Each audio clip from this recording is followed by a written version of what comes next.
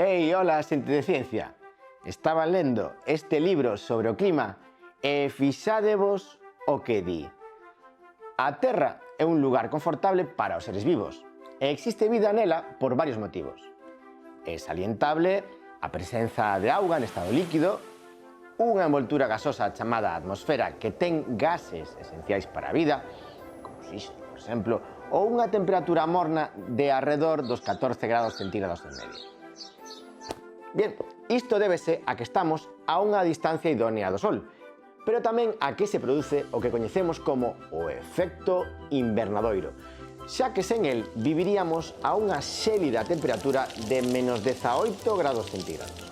Estade atentos a este vídeo porque vos ensinaremos a facer un experimento na casa para evidenciar o efecto invernadoiro e que implicacións ten para o noso planeta.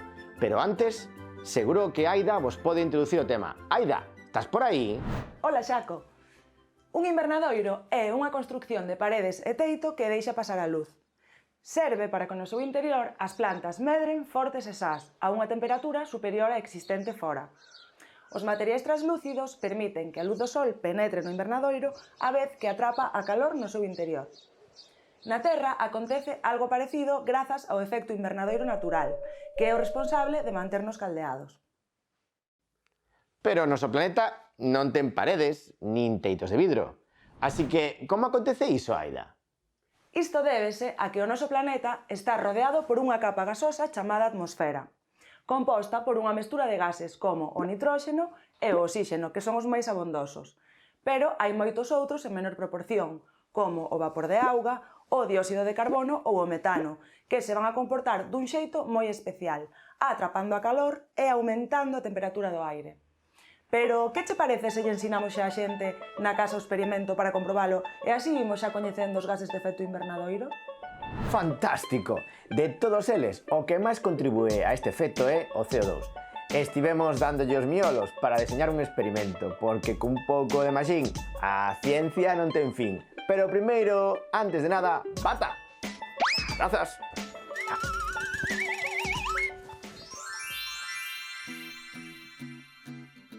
O material que imos precisar é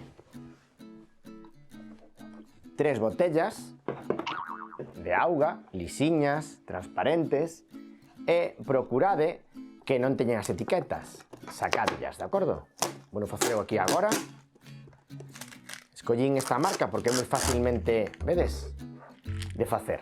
Bueno, pues xa teño aquí 3 botellas. Tamén imos precisar vinagre de cociñar ou tamén válenos o vinagre branco de limpeza, bicarbonato sódico, unhas tesoiras, globos, mellor mercade 5 ou 6 para se rompe algún, pois que non pase nada, temos dabondo, cinta americana ou cinta illante, valerianos, un lápiz, logo vos conto para que vale,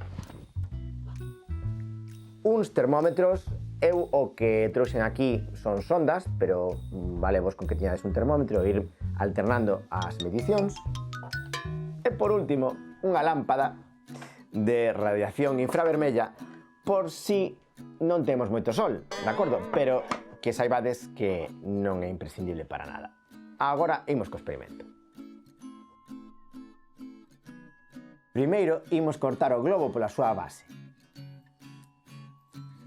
Facemos isto para que sexa máis estanca e que os bordos da rosca teñan menos arestas. Faremos isto para as 3 botellas.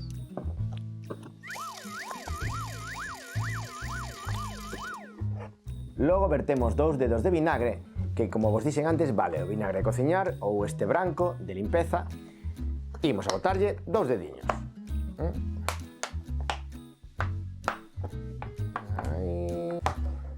Ben, agora collo unha culleriña de bicarbonato, así, con isto vai nos chegar, e tede preto un globo. Aquí teño un. Comeza a reaccionar, coloco o globo, e veredes que o globo vaise comezar a hinchar. podemos asitar un chisco a botella para favorecer a reacción e esperamos uns 5 minutos mentre segue o proceso, de acordo? Isto é porque na reacción do vinagre co bicarbonato sódico vaise producir o gas CO2, auga e un sal que é o acetato de sodio. Pero sigamos. Logo, o que vou facer é apretamos a botella para que pase o máximo de aire ao globo. Aí está. Pecho cos dedos, collemos o lápiz e empregámolo para pechar o paso. Aí, así. Isto permítenos sacalo de xeito doado e ter os dedos libres para pasalo a outra botella, que esta baleira. Como esta botella baleira pesa moi pouquiño, podes colocala nun cacharriño que terme del ou pedirlle a alguén que bote unha man. Man, por favor. Taciñas. Entón, como teño ahora os dedos libres, pasolle isto aquí. Ajá, xa está.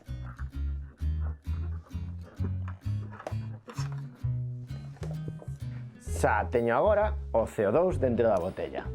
Esta será a nosa botella co tratamento de CO2. A outra botella usarémola como control. E voulle poñer un globiño de igual xeito que a outra para que as condicións sexan parecidas, pero sen CO2.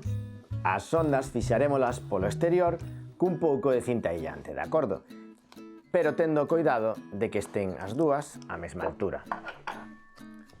Collo un poquinho e aquí.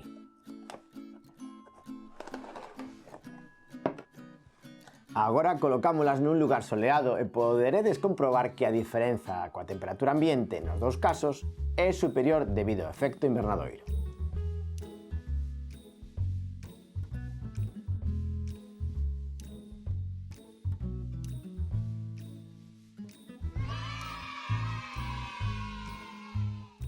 No caso de que non haxa sol, podemos usar unha lámpada de radiación infravermella como esta para que ilumine as nosas botellas, que estén á mesma distancia as dúas, cos termómetros, as ondas por detrás, xa que é xusto este tipo de radiación o que excita as moléculas de gas invernadoiro, que están aquí dentro, o noso CO2, e incrementa a calor. Vamos a esperar un rato e imos facer unha medición das nosas ondas. Como podedes comprobar, a que ten CO2 ten maior temperatura que a que ten só aire. Efectivamente, algo así sucede na nosa atmosfera. Durante o día, a radiación solar ilumina a Terra quentando a súa superficie, pero chegar a noite e cesar a luz a refría.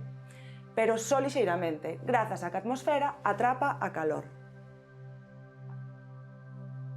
A luz da radiación solar atravesa a atmosfera e faino como se fose translúcida, iluminando deste xeito a superficie. Cando esta se quenta, emite un tipo de radiación chamada infravermella. Unha pequena parte desta pérdese cara ao espazo, pero a maioría absórbena os chamados gases de efecto invernadoiro, evitando que se perda calor. Por este motivo, aínda que pola noite non esteamos iluminados, a temperatura non cae drásticamente.